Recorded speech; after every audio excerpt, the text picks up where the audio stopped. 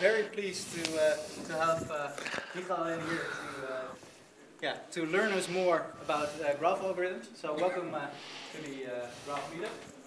It's been a while since we've been here, but as tomorrow is a GraphTour from Neo4j, we had a lot of Neo4j guys in town, so obviously that's a very good reason to hold the meetup again.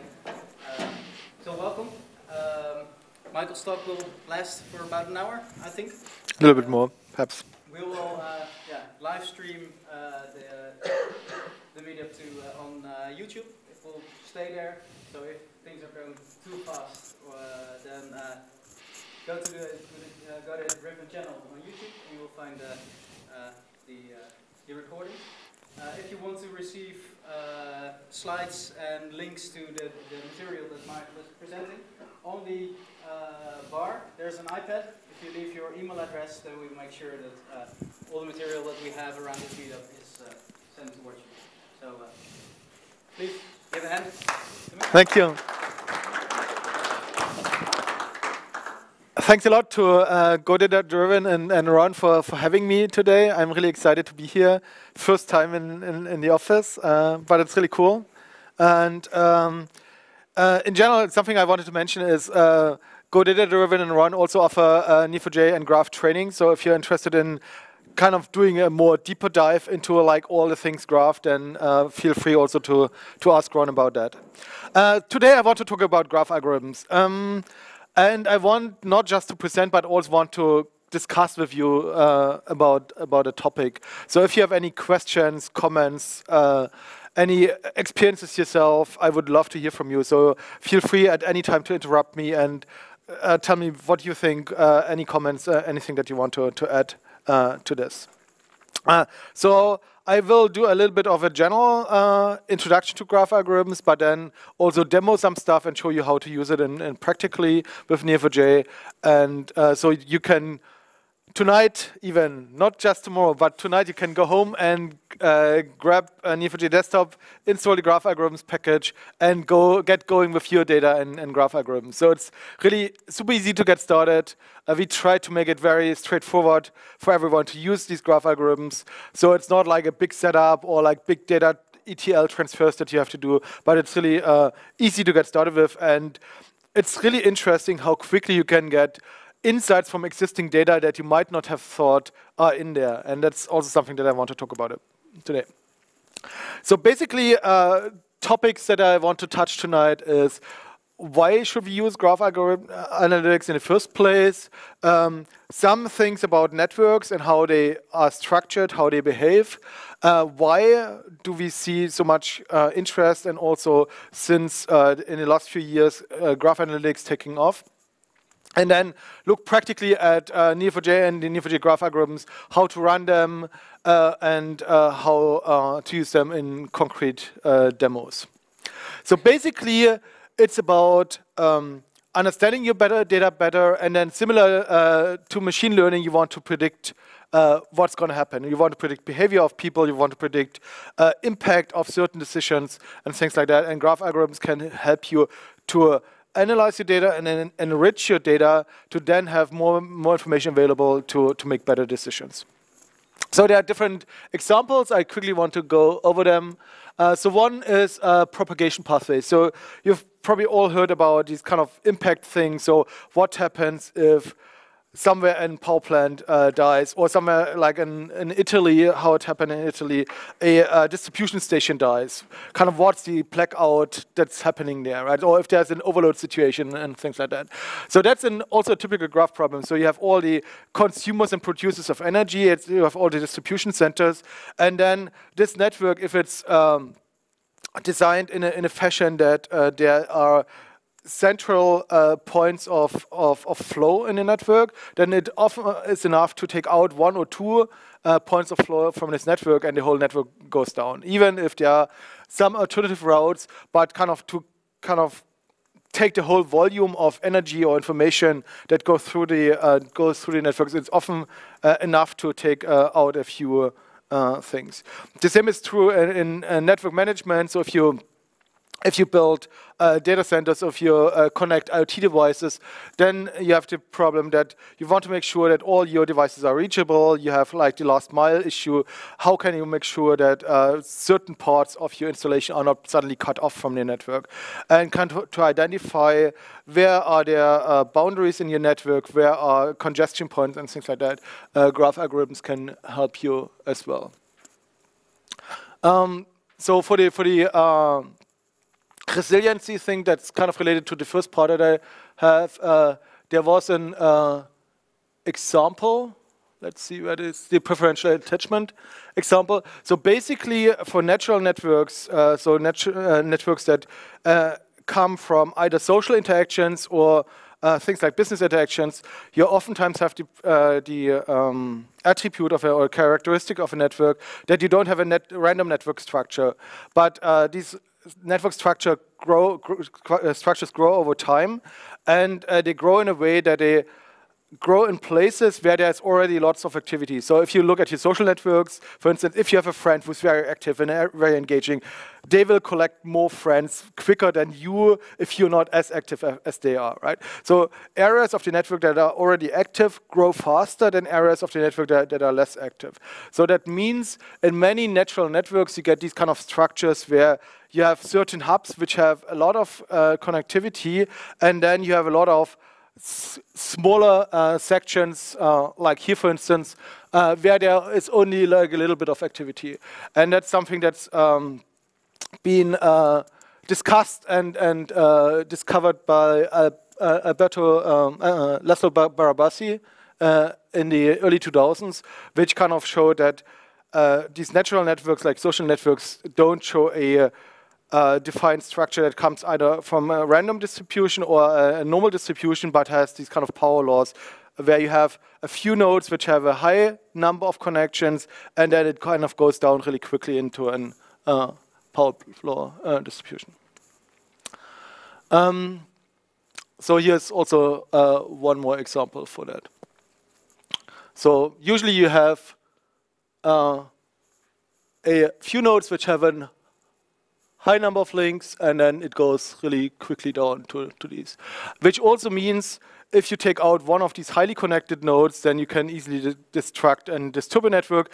Or if you are able to work with these highly connected nodes, for instance, to do influencer marketing or something like that. So you want to, for instance, you want to bring your information into a network. Then it's very useful to be able to identify upfront who are the influential people in this network, so that I can, tell them and convince them about what I want to bring into this network, and they will use their first and second degree network to distribute this information really quickly over the network. If, on the other hand, you would take people from like the outer rim of this network and would tell, like, even if you take 10 or 100 times as many people as you would do with the influencers, tell them about your product or your information, then it would stay like in the outer rims and it would not really travel through the network. And so it's graph algorithms can help you by identifying these elements with a high centrality metric to identify the things that are useful to work with, right? Either for distributing information or because there are breaking points or points where the network can be easily disrupted in general. So that's kind of Laszlo Barabasi about the preferential attachment mode. So, and of course, on the left is the random network. That means it's just something that you generate with a random generator. You randomly connect nodes, which is something that oftentimes is used for network generators to quickly get a network going for analysis.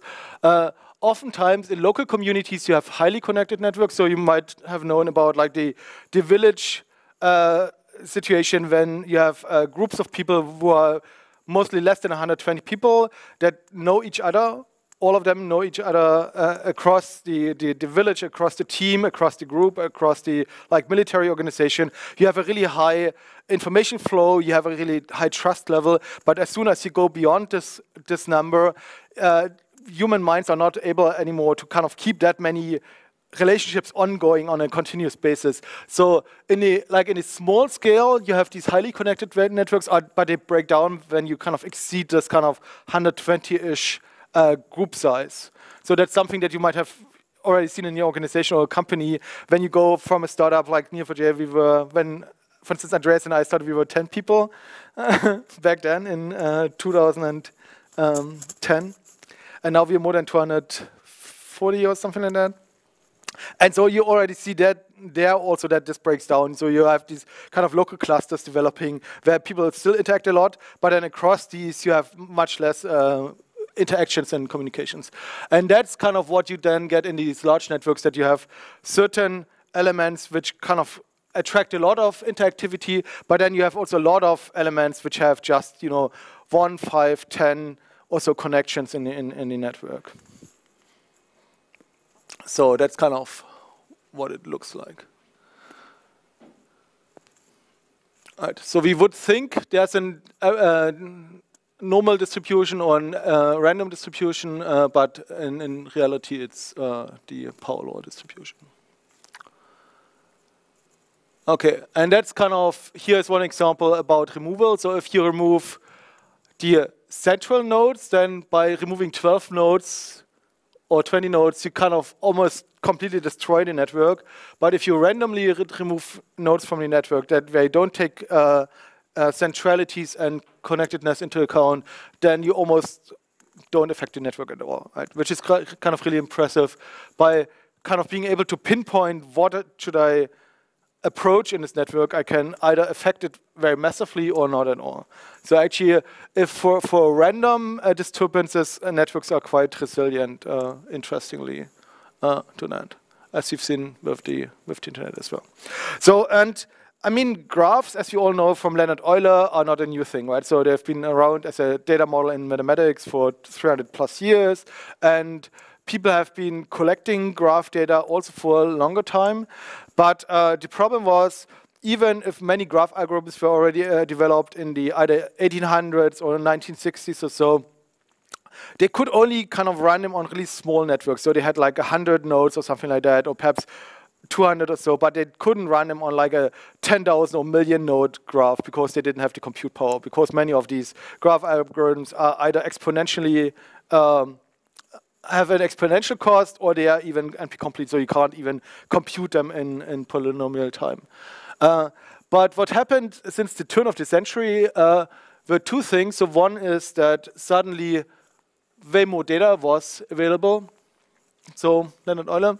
So way more data was available. So we gathered all the data from social networks. We gathered data from the internet, connected pages. We have events from financial transactions across the globe. We have information from sensor networks and so on. So there's way more data available. We have something like OpenStreetMap, where we have all the routing information from the whole world, or GTFS, we have all the traffic and transport information. And so all this data was available, but also with kind of cloud computing getting up, we also are now able to run like clusters of machines. So it's easy to just spin up, 10, 20, 100 machines, or spin up a machine with 16 terabytes of RAM, for instance.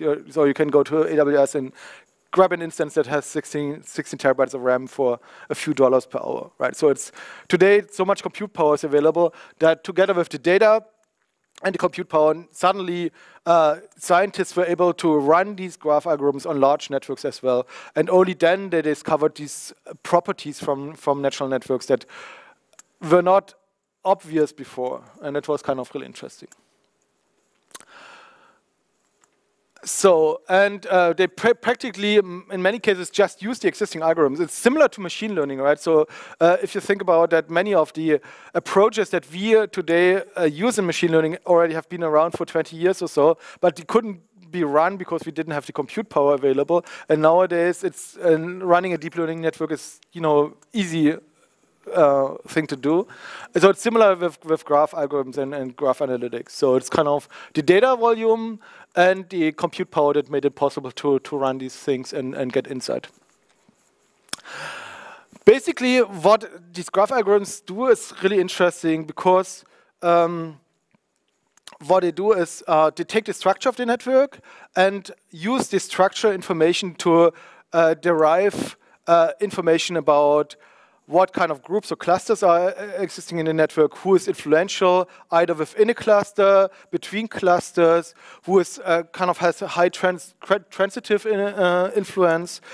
So kind of they can identify from a network of people or machines or things what is relevant, for instance, in this network. So there's a really interesting approach to keyword extraction in natural language analysis, which actually uses a PageRank algorithm on keywords in a document to identify the most important keywords in a document. It's called TextRank, appropriately to PageRank, where you kind of just extract entities from the documents, and then you just run a graph algorithm on top of that to identify the most influential or most important keywords on the document. And as you all know, Google's ranking algorithm kind of gave them the big advantage against all the other search engines back then by not using document frequency of terms, but by actually taking linkage of document, and especially transitive linkage. So kind of the friend of my friend, if I'm linked with a second or third degree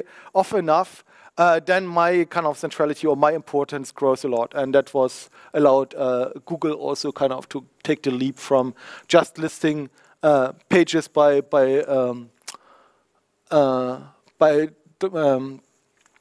term count versus having something that's really meaningful. And we'll have an example about that very soon. So basically, what can we get? We can get basically graph metrics, so information about the structure of the graph in general, information about individual elements of the graph, so how relevant they are, information about what kind of substructures form. And that's one aspect, but also other things that we can get from algorithms on top of graphs is if we apply machine learning, then we can say, okay, we can take the graph data and use an ML network to, for instance, predict missing data. So imagine you have a graph and there are certain gaps in the data, and you want to predict what are actually the structures that are missing. Then I can just train an algorithm or a network on the existing structures that I have in my graph, and then I can predict missing structures that I might want to fill. Or I can predict behavior. So for instance, imagine you have a graph that captures people's behavior in your system, right? So for instance, you have let's say you have a retail application, so you kind of trace people's behavior on your site, and you want to predict when will this person, for instance, purchase something in this category or something like that, right? So you kind of just train a network with the existing information, and then you can take the graph data and predict when they will do something like that around each person. So not just in general, but around each person.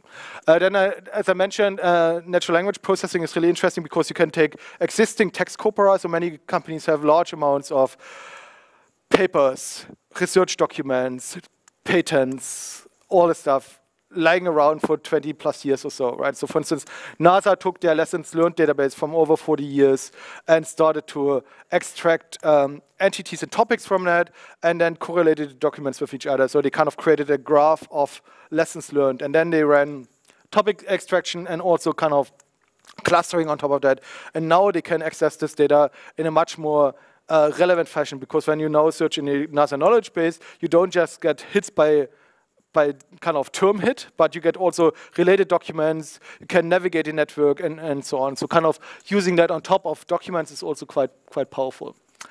Something else that I want to explore a little bit more in the future is actually, if you look at machine learning in general, most of the models also form a graph. So here, for instance, in a deep learning model, you have neurons which have edges, which have weights and biases, and so this forms also a graph model. And the idea that I want to try out is to kind of import these into a graph database and then be able to, for instance, query neural networks. So turn the black box into a white box by understanding more about it, and kind of being also able to compare different networks, identify which structures in a network kind of contribute to which decisions and things like that. So that's something that I'm very excited about. And then there are also some people who actually use graphs and graph databases as compute fabric, where they don't just load the neural network into the graph to analyze it, but actually run the neural network in the graph. which is currently still very much at the beginning. So of course, if you've seen hairballs, so because large graphs tend to turn into hairballs where you can't see the forest for the trees anymore, you can't see structure anymore. Humans are quite good at identifying patterns and structure in smallish graphs, right? So you have like a 100, 200 node graph. You kind of identify certain structures and things like that. But kind of to take this information or to take that and apply it on large graphs, you kind of need an algorithm that kind of takes a pattern and finds patterns again in a graph. So there's some things like graph summarization that take a graph and project it to a numbered list or a counted list of subgraphs or things like that. Or there's frequent subgraph mining, which does something similar, where you say, okay, I have this graph, and please algorithm, find me the most frequent patterns in this graph, which might be relevant for my domain. And so by using that, these algorithms can also help us understand graph data or data that we're getting presented by someone by just saying, okay, this is kind of just a mess. I can't make any sense of that. But by running the algorithm on that, it highlights certain recurring patterns in this data, and I can then use that to drive further analysis on top of that. So something that was kind of really fun for me was the Game of Thrones graph. So there's a mathematician in California who took the Game of Thrones books. So who of you has not seen or heard of or read the Game of Thrones books? Cool. 1, 2. So it's a fantasy world which is very violent, but it's also very entertaining. Lots of people die and everyone hates each other, and but it's fun to read. So what he did, he took the books and said, I want to find character interactions. So he said, okay, whenever within, I think, 15 words, 2 character names appear, I presume they have some kind of interaction. Either they talk to each other, one talks about the other one, 2 characters talk about a third character, one kills the other character, or one fights, or sleeps with, or whatever, with the other character. So there's some kind of interaction, right? And he just kind of takes all the books, like all the 5 existing books, because George R. R. Martin doesn't get a sixth book written, which is super annoying. Takes all the 5 books and runs these character interactions on all graphs. So there's like a CSV file with character 1, character 2, and number of interactions for each graphs. And that's kind of the network that he uses here. And what's kind of interesting, so we have 187 people with 700 connections. And in total, it's 7,300 interactions. I think these numbers are actually from 1 book and not from all 5 books, but it's from the 3rd book, I think. What was interesting for me to see is this is just like extracted data of interactions from these books, right? And now he ran actually graph algorithms on top of this network. And so he ran PageRank, between centrality, eigenvector centrality, closeness. He ran clustering on top of that. And it turned out that this stupid algorithm, which has never read any of these books, actually could identify who are the important people in the story, what kind of groups are in this story, who connects the different groups in the story. So kind of what I had kind of work my way through by reading the books and understanding the story, the algorithm can just do by just taking the data, running on that, and then and it's kind of the our robot overlords kind of saying hi from the future kind of. But I found it super interesting because if you really think about you as a human have to read, understand, and draw conclusions from the text, and the algorithm can just run on top of the data and find the same insights. Kind of, for instance, that Jon Snow has a high between centrality, so he connects a lot of groups because he's interacting with a lot of groups, or Tyrion as well. And in general, Tyrion has a high page rank because everyone is somehow connected to Tyrion via 1st or 2nd degree. And so that's kind of the top 10 characters, I think, in the books. And also across the different books, how it changed over time, kind of, for instance, that certain people lost and influence, some people gained influence and things like that. So you also see really like a progression over the books. And that kind of showed me very visibly that these algorithms have so much power by just taking raw data, running a stupid algorithm, and then you get insight from that. And that was really an eye-opener for me. How do you run this? Usually there are, in the past there have been already a lot of graph processing solutions. So there have been libraries like Boost and iGraph. There's Turi or Giraffe. There's GraphX in Spark, or Apache Flink with Jelly. There was even a hardware solution from Gray to run graph algorithms. There's Signal Collect. So there are lots of tools for running graph algorithms. So there's no kind of lack of doing stuff.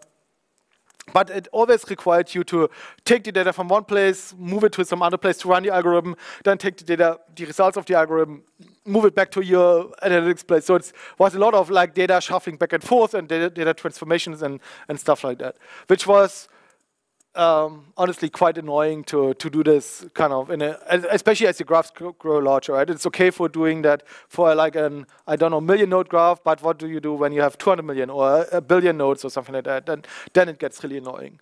So recently I copied a graph of Bitcoin data from one machine to another. It took like 8 hours to copy the data over the network, right? So, and if you have to transfer this data to the solution, run the algorithms for a day, and then write the data back, it takes like forever. So there's a lot of stuff, and especially for the iGraph in R and Python things, it also has limits in terms of how much data you can run through that and how big the graphs can get.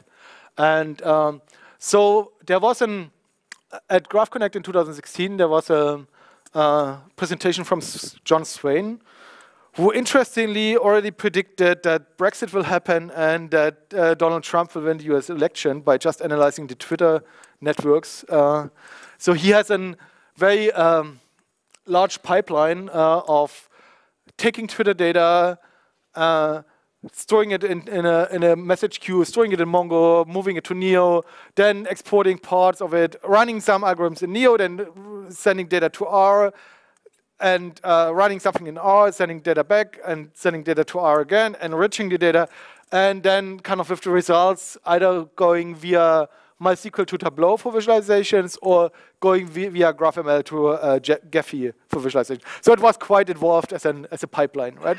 And really his scripts were like, I don't know, many pages long, and it was a lot of back and forth. Do something there, send the data back, do something there, get some data from somewhere else. So it was kind of also annoying. And so we were talking to John and said this should be easier to do, right? And so we thought it would be really cool if we just get the data from Twitter, put it in Neo, run the algorithms there, and then send it to Gephi and Tableau directly. So it kind of removes some of the like moving parts in this pipeline. And that's what we tried to do. And nowadays you can actually do it almost all in Neo4j itself, which kind of saves a lot of steps on the road. So for once, we can get data directly from the Twitter streaming API into Neo4j. Then we can run the graph algorithms directly in Neo, and then there's a connector for Tableau, and there's direct streaming to Gephi, so you don't need all the intermediate steps anymore, which is really nice. So that kind of was one of the triggers that caused us to rethink kind of the approach to running graph algorithms and doing that. Okay, cool. Let's look at the actual graph algorithms. Basically, what we did is we wanted to make these graph algorithms really easily accessible.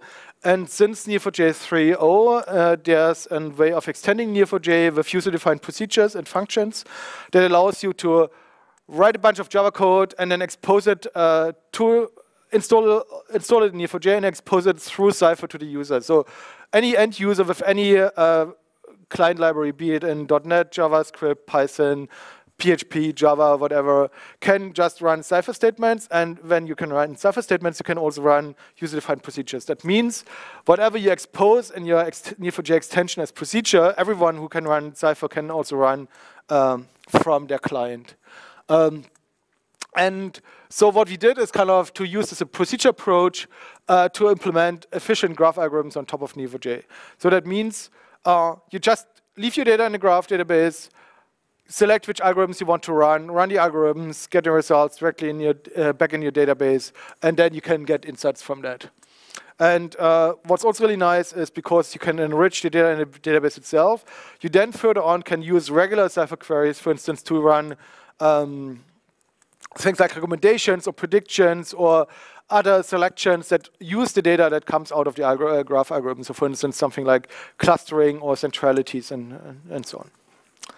So basically, we have three groups of graph algorithms that we looked into. One is centralities, which is things like PageRank between a centrality, and so on. Community detection, which is different forms of clustering algorithms, and pathfinding, which is stuff like A*, Dijkstra, shortest path, single shortest path, and all shortest paths. So especially the last ones are something like find me all the shortest paths from every node in the network to every other node in the network, which is kind of exponential, at least a cross product.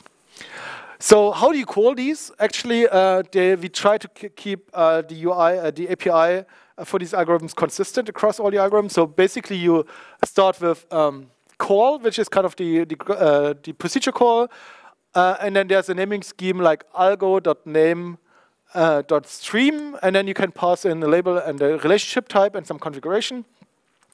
And it streams back to you the results of the computation. So you get node IDs back and score. So for instance, if you do PageRank, you get all your nodes back with their PageRank, which is okay for smaller graphs. So if you have like 1 million nodes or so, but if you have more than that, then you probably don't want to have like 100 million nodes thrown at you and say, do something with these, right? So, and that's why we have a second variant, which doesn't have a stream suffix, which is just called algo.name. So for instance, algo.pageRank, and this one writes the data to Neo4j directly back. So you can just specify, I want this result, this score, being written back as this property, and then it writes it back to the graph. And then we have a second variant, which is super powerful, which is a graph projection. So oftentimes you have your graph data in a certain shape. For instance, you have users who bought certain products, or users who reviewed certain businesses. But you want to run your graph algorithm actually on a user-to-user network where the joint product or joint review information is kind of aggregated between users. So you have just a monopotite graph of user-to-user or business-to-business via the other one. And so what you can do as well, instead of passing in a label or relationship type, you can also pass in two Cypher statements. One generates just a node list, and the second one generates a relationship list or edge list. And then it runs the graph algorithm on this virtual projected graph. So whatever your data looks like right now, you can just project it into any other shape. It runs the graph algorithm on this shape, and then gets the data back from that. So you don't have to actually transform your data physically to run a different algorithm. You can just do it virtually by just saying this is kind of the projection that I want to run, and then it uses this projection to run the algorithm. You can also, if you want to, for instance, compute things like weights or counts or distances or something like that to be passed in here as well. Okay. So, and as I said, we have these groups, so centralities for PageRank, and between its closeness degree and harmonic centrality. And here's an example for PageRank on a small graph, what it looks like. We don't have, I'll show you the real examples later. Community detection has label propagation, union find, Louvain, triangle count, and in the future we also want to implement things like walk trap and infomap as better, higher quality algorithms. And then here again, usage example, which I'll show you later, and then path finding, we have single source, shortest path, all nodes, parallel breadth first search and depth first search, but also Dijkstra, A*, and some others as well.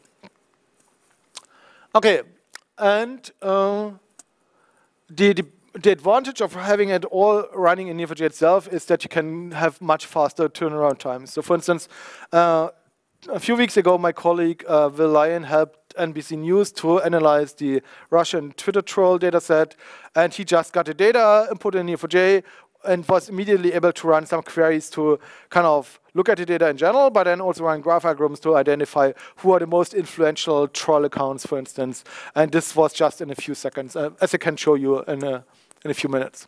So, and this kind of allows you to really take this cycle of iteration really quickly without setting up all the tools and without transferring data back and forth and having to do a lot of ETL, which is always annoying. Okay, and enough talk. Now let's look at some demo stuff. So first of all, if you installed Neo4j Desktop, so this is Neo4j Desktop here. Where's my projects? So Neo4j Desktop you can just download from neo4j.com, and it is an Electron app which allows you to manage and handle Neo4j databases. As you see, people like I have a lot of these databases and a lot of projects, so you can group them into projects, and then each project has multiple databases or graphs to work with. And let's look at the Game of Thrones graph first. But what I wanted to show you initially is that you can, let me make this a little bit bigger. In this manage view, you can also install plugins, and one of the plugins that you can install is Graph Algorithms, and the other one is Epoch. So you don't have to go somewhere and download a jar and install it, but it's kind of one button press away. You can just take your data, install the algorithms, and then immediately get started. Okay, if I start this database,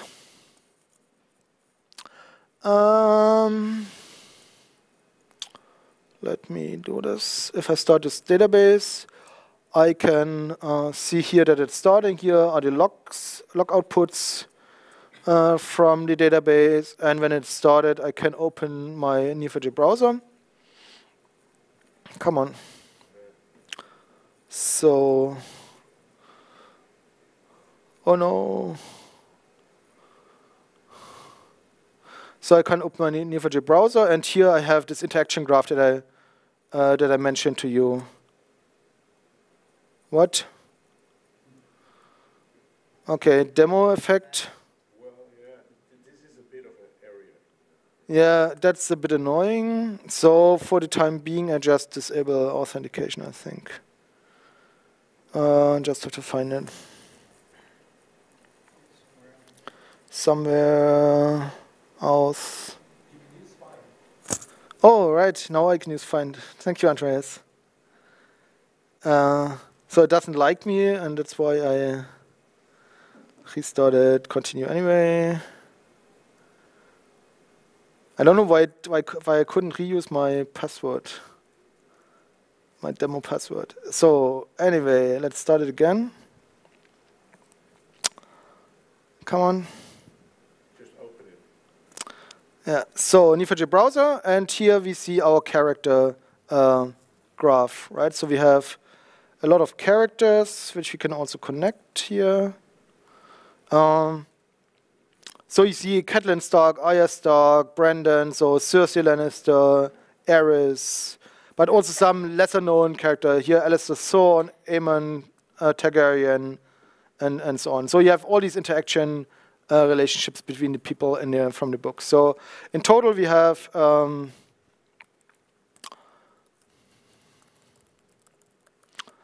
we have 790 people and 4,000 relationships, interaction relationships from the 5 books. And the relationships, actually, when I imported the data, I kind of gave them a suffix for each book, so we can also treat them individually with each other. Okay, so we can run this kind of basic queries on this data.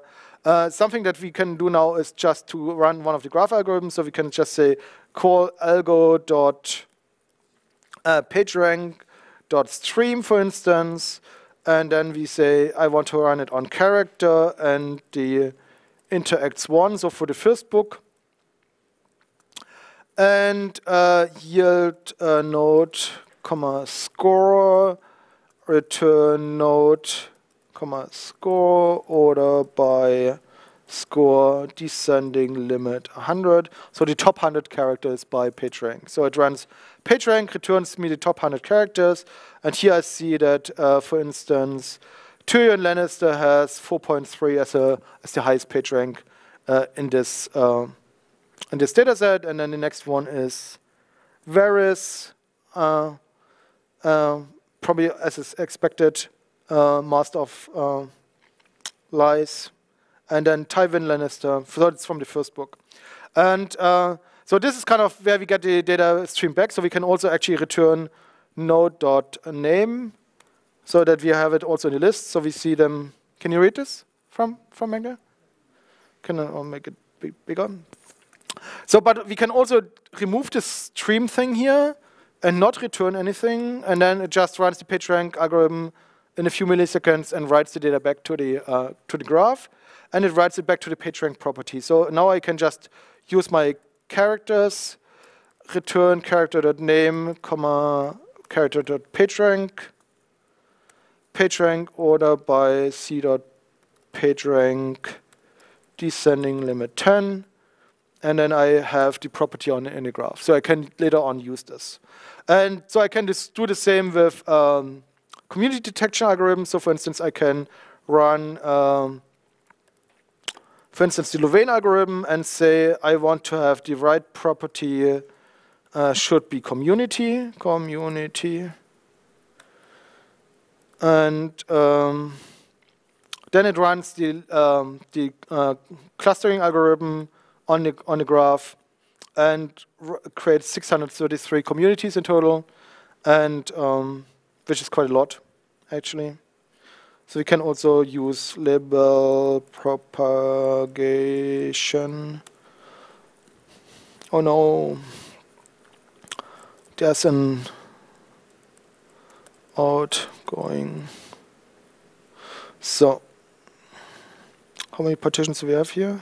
Just say so. So what we can now say is give me the character and return the community of the character and the count, so the size, and order by count descending. So we see kind of the size of the different communities. So we have one community with 23, one with 19, 19, 16, and so on. So we have different groups of people in this graph. So as Neo4j browser is not so well suited to visualize that, I have here one library that my colleague Will worked on, which is called NeoVis. So it's an Viz.js wrapper, which takes automatically things like PageRank or clusters or relationships weights into account. And if I run this on the on this data set, I can easily see that, so it's configured here that it uses PageRank for the node size. And actually, it should use color for community, but I think something broke in here, so it should be actually more colorful than this. And it also uses the weight on the relationships for the interaction weight. And the query that it runs here is basically one character interacts with another character. And let's see. Here, and then it uses these attributes that were configured on these characters for the visualization.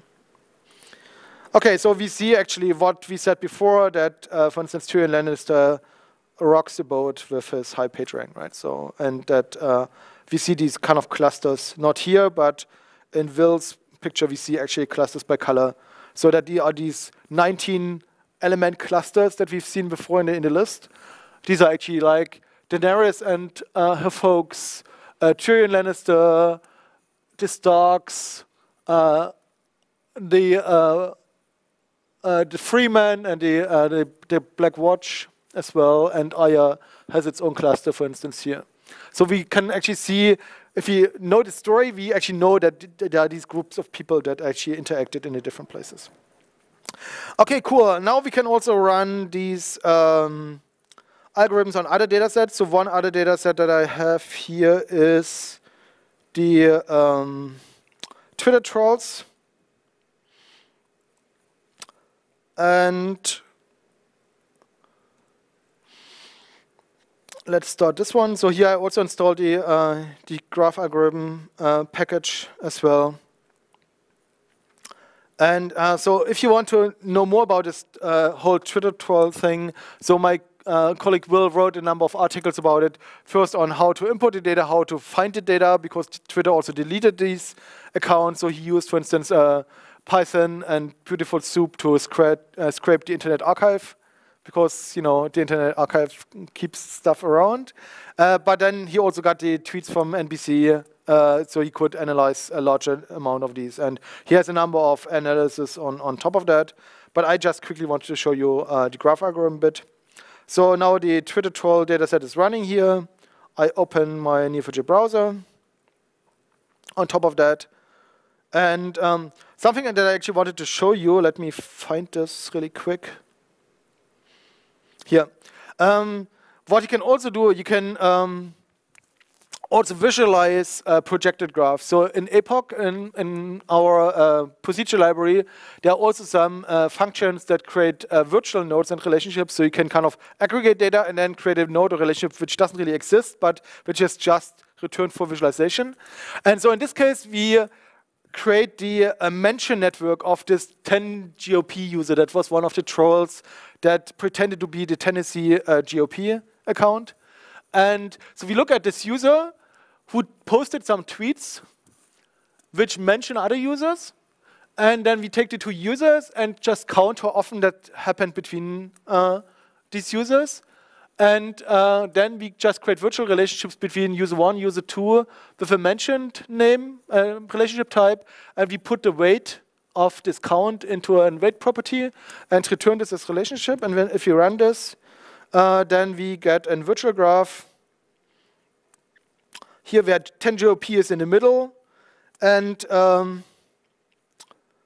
all these relationships that you can see here are not real relationships, but they are just virtual inferred relationships. So you can actually see, for instance, when I pick out one of these other accounts, then this account was mentioned once.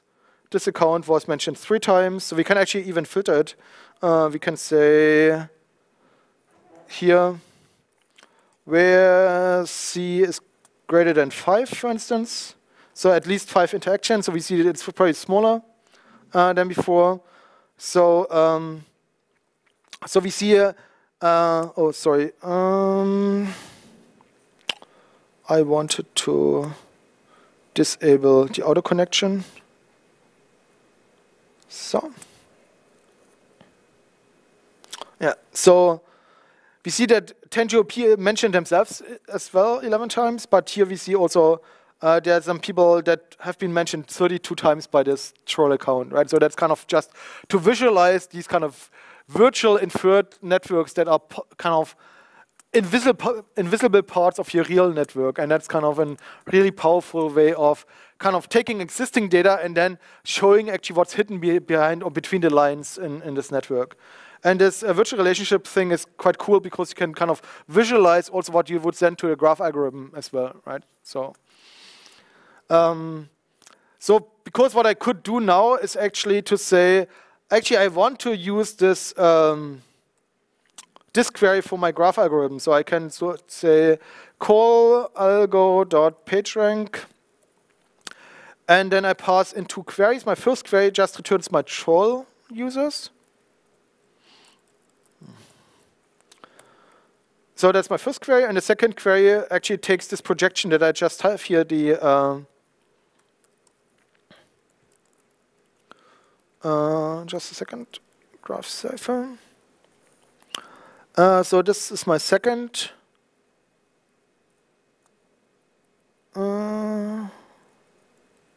one.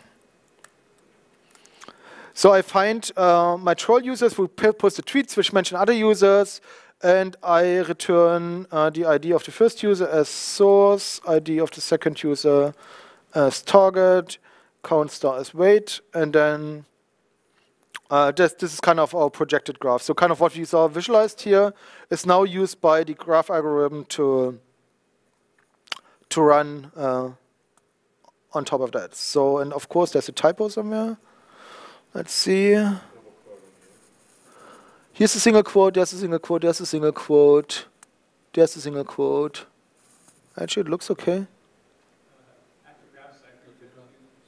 Oh, thank you. There's one too much. Yeah. Oh no.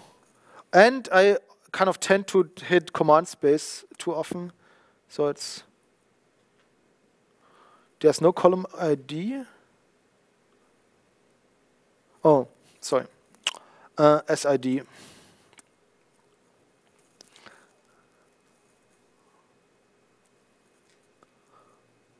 return. So you see it's proper live demo. So it now pulls the data from the graph, runs the graph algorithm, and now writes a page rank on this virtual mention network. So it's not anymore like posted tweets network, but it's really like the mention network that we now ran the graph algorithm on. Now we have our PageRank property here, and of course we can run, for instance, also the label propagation algorithm here, and then we have to add outgoing and what?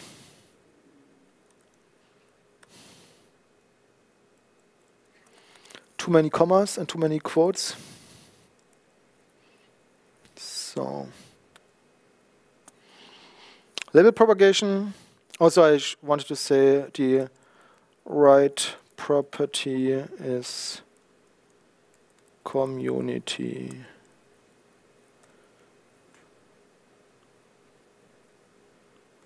So let's try this again.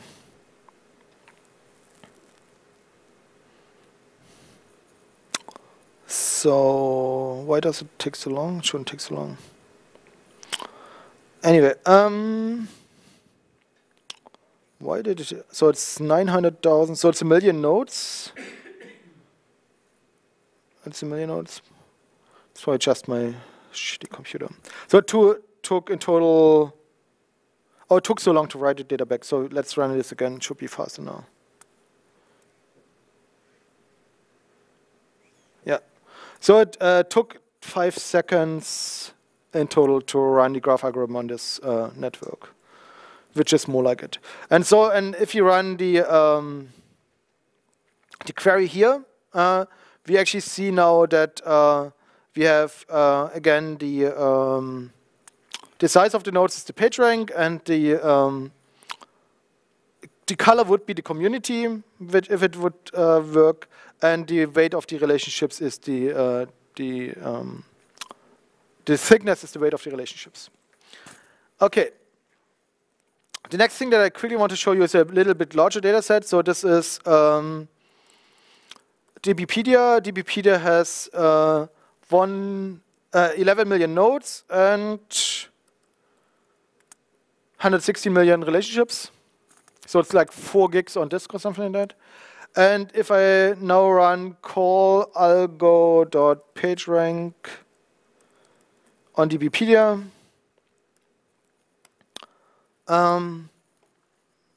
we can actually, let me see in the log files how it loaded the data.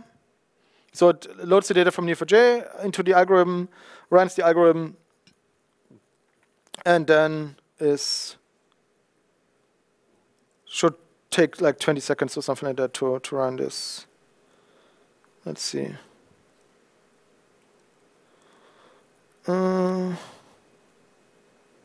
it's already done running. Now it's writing back. Ah, there it is. So we can see on DBpedia it ran over 11 million nodes in 20 iteration. Took 15 seconds to load the data, 12 seconds to run the algorithm, and 5 seconds to write the data back. And now we have PageRank on all the Wikipedia pages that we have in this database, right? So, and the same is possible with like the other algorithms as well. Okay, and then I have a few more. So we looked at the DBpedia. We can then also look at clusters in the pages in DBpedia and so on. There's also one example that I have with a Bitcoin dataset. So Greg Walker imported the whole Bitcoin blockchain into Neo4j. It's like 2 billion nodes, 3 billion relationships. It's around 600 gigabytes on disk. And what we can do here is run different analysis on top of that. So the basic data model is we have blocks which are connected, so which contain transactions, and each transaction has inputs and outputs connected to it, and each output is connected to address, which is your wallet, and then there's also, each transaction also has a coin base that it's related to. So what's interesting is, which I didn't know actually, when I ran like a little bit of the degree distribution thing on this, I saw that most of these addresses only have like 1 to 20 relationships. And Greg explained it to me because he said, usually people just generate new addresses for each transaction that they do. So they don't reuse addresses actually, except for a few addresses which have like 2 million or so relationships. So these are kind of the ransomware addresses. When you ransom computers and you want people to pay you Bitcoin, then those get like 2 million payments to one address because you have to publish the address, right? By the way, there was a really interesting paper from Sarah Michael John and her colleagues about identifying people in the Bitcoin network by using addresses that have been published somewhere else and then kind of transitively looking at the interaction graph between people and determining who is who by looking at other information and joining that with Bitcoin transactions. It's really worth reading if you're interested in that. So we can run this. So it runs in like on this large data set that you just saw. So 3 billion relationships, 2 billion nodes. It runs in 300 seconds. So I get in like degree distribution about the locked relationship. But then we can also, for instance, run clustering on top of a projected graph, which says, I want to have actually a projection between address to address. So we have like between address, we have like outputs and transactions, another output, and then comes the other address. So we have like a chain of like 5 hops or something like that between the two addresses. But actually, I want to see an address-to-address network and kind of run algorithms on top of that. So I use the Cypher projection as before. So we just get a bunch of addresses. I think that's 10 million or so, 10 million addresses. And then I just run the projection and then run clustering on that. And we see that we have one really large cluster and then a lot of small clusters. So there seems to be like many people interacting as part of one large cluster, and then there seem to be independent cluster of smaller groups that probably are around a certain topic, be it like Silk Road or drugs or purchasing ice cream or whatever you do with Bitcoin. Probably ice cream not today anymore because you would just get trucks full of ice cream and who could eat all the ice cream, right?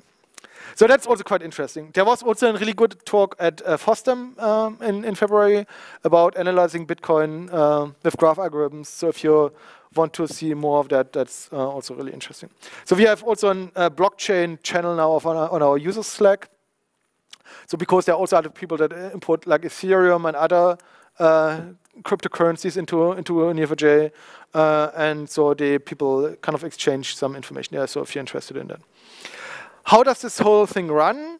As I mentioned, you call them as procedures. So as an end user, you just see the procedure, nothing else, which also allows us in the future to, for instance, not to run it like in process with Neo4j, but for instance, send it to GPU compute or send it to Spark or send it somewhere else.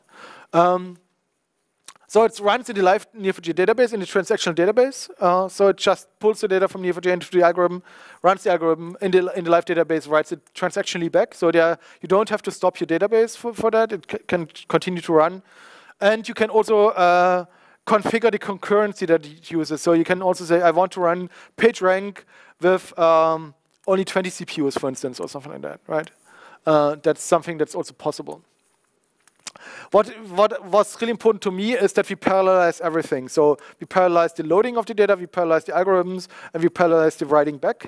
So the loading and the write back was kind of easy to do with Neo4j. With the algorithms, it was much more difficult because most of the graph algorithms have been published as single-threaded implementations. And the challenge was how to turn them into something that's parallel, and that's not just basically Pregel, but it's a bit smarter than that.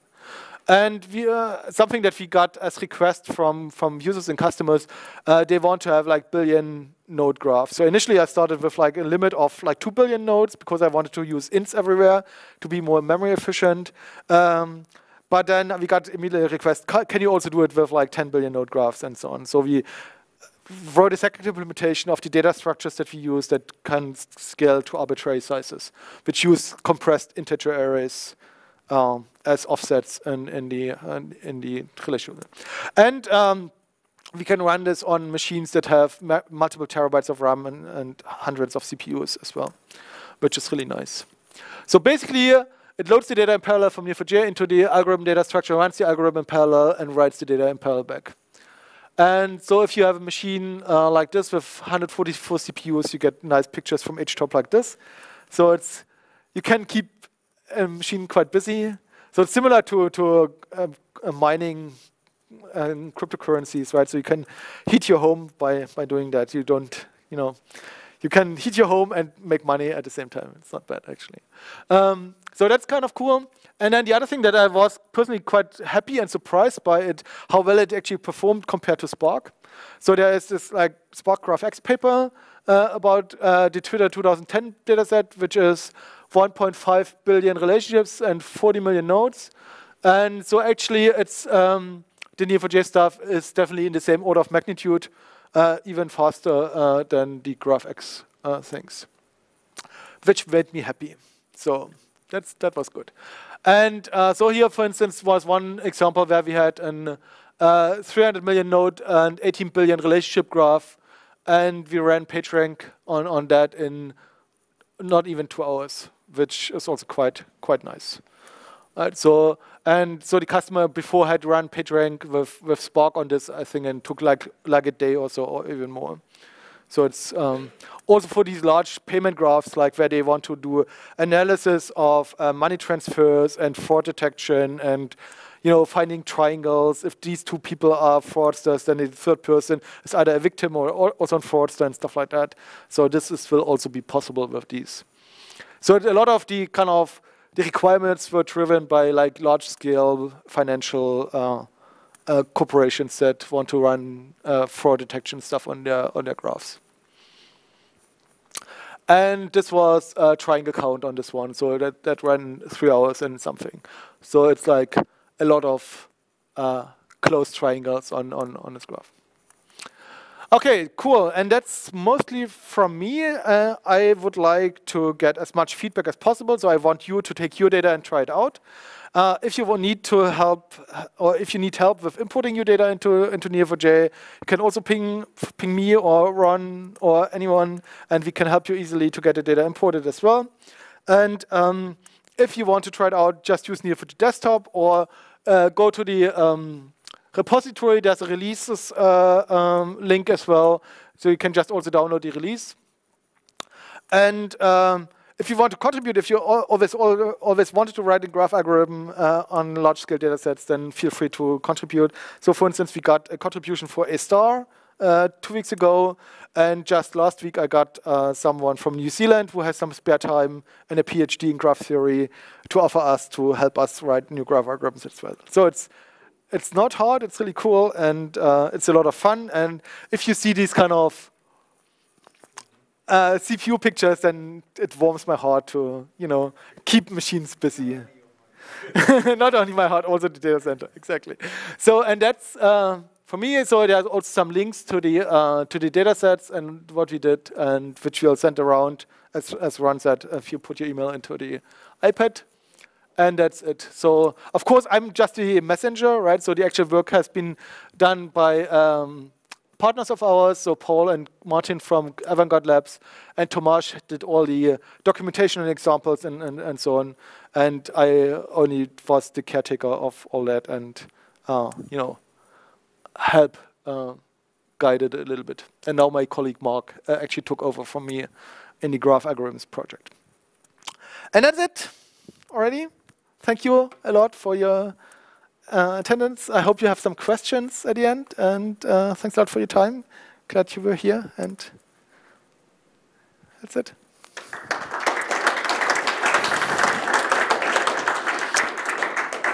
Questions? Yep.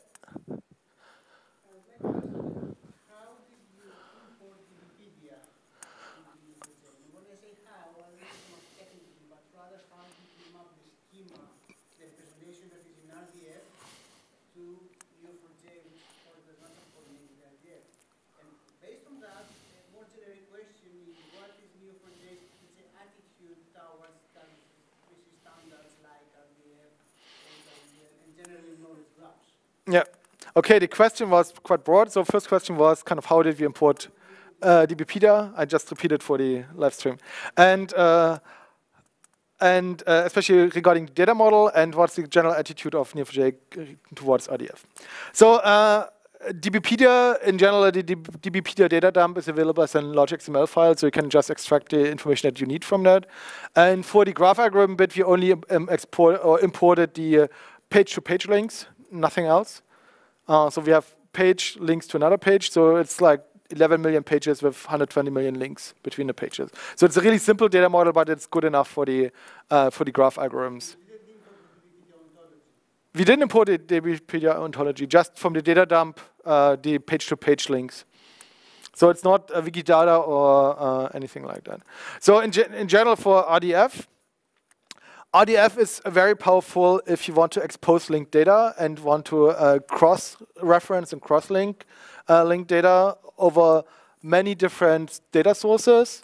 Our attitude is that RDF is great for exposing data, but it's not great for running real-time transactional queries on top of data. So you have Sparkle, but most of the people that are used to Sparkle come from an academic background or not like database developers. So databases, graph databases like Neo4j are more targeted or tailored towards application developers that come from a relational database background, that come from object-oriented development.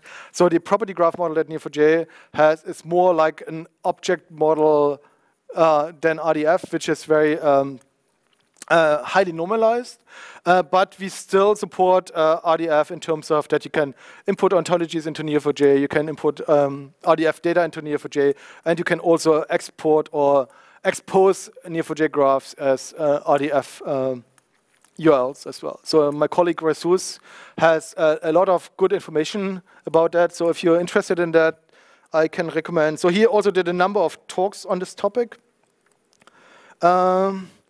So here, my first link in my browser history is Jesus Barraza importing RDF data into Neo4j. So if you search for Jesus, Neo4j, and RDF, then you find this. And he has a lot of really good information. And he also wrote a number of Neo4j procedures that allow you to import turtle files and other formats as well, or n triples. And I also expose Neo4j databases as RDF again. So, and there's some other cool stuff that exists. For instance, there's a company in Germany that it's called Semspect, or it's called Derivo, and they have a product that's called Semspect, which is an inference engine, an kind of RDF inference engine that sits on top of Neo4j, where you can run also inference on top of the property graph. So they have examples from Springer Link and from Panama Papers and some others. SiteGraph and so on. So that's just roughly. But Jesus has also a lot of talks about it. Other questions? Yeah? Can I create load image data and then can see a relationship between that? Like if I want to do some image analytics between the set of images, like to see this image have similar properties. Can I load the images? Let's say I grab the Twitter data of images and then put them to Yeah. Okay, the question was, can we do analysis on top of image recognition or image analysis? So there are a number of people who did something like this. So they took images and ran them through either OpenCV or they ran them through Amazon's Recog and others, other tools, which then extracted keywords from these images. And then they correlated images via these keywords, and then use kind of this graph of image keywords for information. There were also some people who did fingerprinting of images, so they kind of extracted fingerprints for images, stored that into the graph, and then used that to re-identify images, for instance, as well. But Neo4j is not made for storing image data, right? So image data you would put on S3 or something else, and but the processing results you can store in the graph as kind of image metadata that you then can use to analyze and use. And one more question, like talk about running machine learning function. Is that Graph Analytics provide a built-in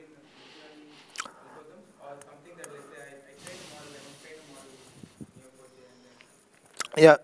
So the question was how can you run machine learning algorithms with graph data? So basically, you can take any machine learning library and use, for instance, Python or R or Scala for that matter in Spark and get data from Neo4j, train the model, and then use the trained model to predict information. But something that we also started is to do similar to these graph algorithms, to have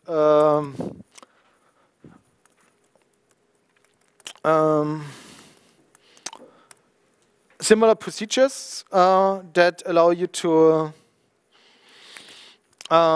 create models,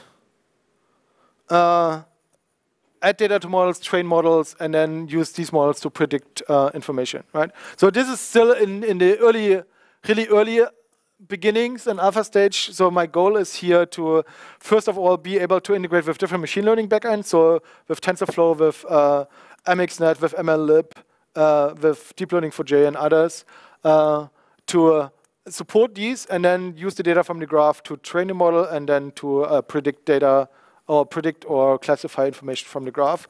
And then what I also want to do in these machine learning procedures is also do the importing ML models into the graph to visualize them, to query them, to analyze them as well. So this is something that is currently under development.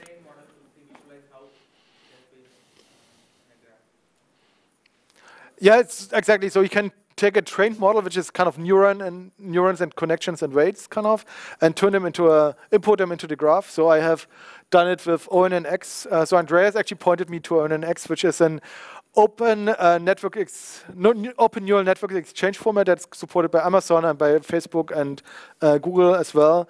And so I wrote an importer that kind of takes the ONNX format and imports it into Neo4j. I still have to publish the blog post, finally, at some point. And so we can actually take neural network data and input it into the graph and then visualize it or run an algorithm on top of that or query it as well. And so that's, but this is still very much on the development. So it's not like done and usable yet, but that's where we want to be and where we want to go. Cool. Other questions before I let you go and enjoy your evening? Okay, cool. Otherwise, so as Ron said, we sent out the PDFs for the presentation. If you want to know more, just go to GitHub and search for Neo4j graph algorithms, and then you find the blog post and also the GitHub repository. And so it's really easy to find. And there's also a lot of documentation. So each of the algorithms is described with examples, with data sets, history, explanation when to use it, when not to use it, and so on. So that there's a lot of information. All the configuration properties are described, and all the stuff that is returned by the algorithm is also described. And so each of the, and also kind of the papers that we looked at for implementing these. And so if you have any interest in that, so there are hundreds of pages of graph algorithm stuff here to look at as well. Okay, and then thank you for your time and for your interest and for your questions. And I hope you try some of that out and let us know how it works for you, or even contribute, right? So that would be even better. Thanks a lot.